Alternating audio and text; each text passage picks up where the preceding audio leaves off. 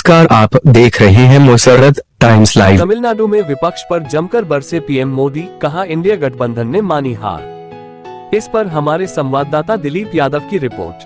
प्रधानमंत्री श्री नरेंद्र मोदी ने मंगलवार को कहा कि इंडिया गठबंधन के घटक दलों ने हार स्वीकार कर ली है, लेकिन उनका इरादा तमिलनाडु को लूटने का है। मोदी ने कहा, भारतीय जनता पार्टी भाजपा की प्रदेश इकाई के अध्यक्ष के अन्नमलाई के राज्यव्यापी यात्रा के समापन समारोह को संबोधित करते हुए विपक्ष पर निशाना साधा और कहा कि पिछली 10 वर्षों के दौरान केंद्र ने तमिलनाडु को पहले की तुलना में अधिक धनराशि दी है। मोदी का पहले की तुलना से आश्चर्यप्रद तौर पर केंद्र में संयुक्त प्रगतिशील गठबंधन यूपीए के शासन काल से था। मोदी ने सबका साथ सबका विकास का नारा लगाकर सबके विश्वास का संदेश देने की कोशिश की है। उन्होंने कहा कि जब मोदी काम करता है तो वह सभी के लिए काम करता है। मोदी ने दावा किया कि इंडिया गठबंधन का कोई भी घटक दल विकास या शिक्षा के बारे में नहीं बोलता, वे केवल अपने परिवारों के बारे में चिंता है। उन्होंने कहा कि पूर्व मुख्यमंत्री दिवंगत एमजीआर ने वंशवाद की राजनीति नहीं की थी और द्रविड़ मुन्नेत्र कष्टगम मृदुक के वंशवाद की राजनीति का रामचंद्रन का अपमान बताया है, जिन्हें तमिलनाडु के लोग आज भी उनके काम के लिए याद करते हैं। उन्होंने कहा कि एमजीआर ने प्रतिभा के आधार पर लोगों को बढ़ावा दिया है, न कि परिवार के आधार पर। मोदी ने कहा, एमजीआर के बाद अगर कोई था तो वो अम्मा जयललिता जी थी, जिन्होंने अपना पूरा जीवन लोगों के कल्याण के लिए लगा दिया था। उन्होंने विपक्ष को आलोचना करते हुए कहा कि जिन लोगों ने दशकों तक तमिलनाडु को लूटा हुए अब भाजपा की बढ़ती ताकत से डरे हुए हैं। प्रधानमंत्री श्री नरेंद्र मोदी ने कहा कि वे झूठ बोलकर लोगों को बांटकर और लोगों को आपस में लड़ाकर अपनी सत्ता बचाना चाहते हैं, लेकिन तमिलनाडु के लोग जितने बुद्धिमान हैं उतने ही दिल के भी साफ है। वे सच्चाई जानते हैं, वे वास्तविकता जानते हैं। साथियों, मोदी जब देश के विकास की गारंटी लेता है तो ये भी सुनिश्चित करता है कि तमिलनाडु भी उसी रफ्तार से आगे बढ़े।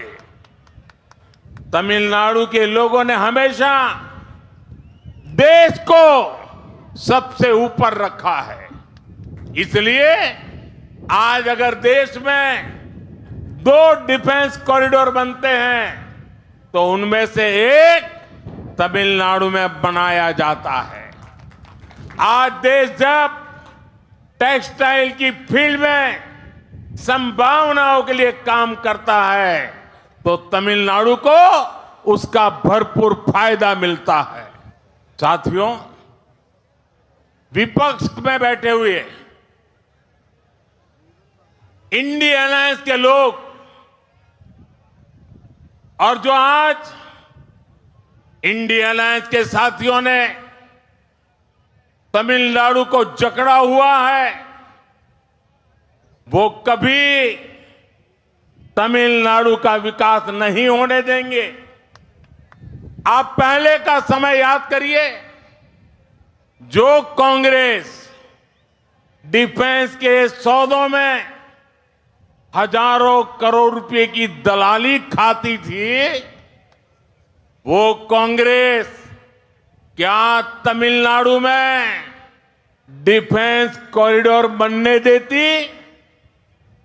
आज डिफेंस सेक्टर में देश जो कई गुना निर्यात कर रहा है, उससे युवाओं को जो रोजगार मिल रहा है, क्या कांग्रेस कभी ये होने देती? क्या हमने टेक्सटाइल इंडस्ट्री के लिए पीएलआई स्कीम शुरू की, उसका परिणाम है कि 20,000 करोड़ रुपए के निवेश प्रस्ताव आए, 2 लाख करोड़ के करीब टर्नओवर इससे होगा।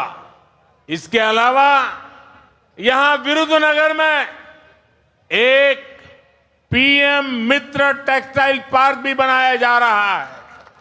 इससे आने वाले समय में लाखों नौकरियों के अवसर बनने वाले हैं। मुद्रा लोन के जरिए भी तमिलनाडु के उद्यमियों को 2 लाख करोड़ रुपए से ज्यादा की फंडिंग दी गई है। आप मुझे बताइए, कांग्रेस सरकार में क्या यह मुमकिन हो सकता था? मोदी तमिलनाडु के विकास के लिए काम कर रहा है और इसलिए ये इंडिया अलायंस वाली पूरी गैंग मोदी से इतना परेशान है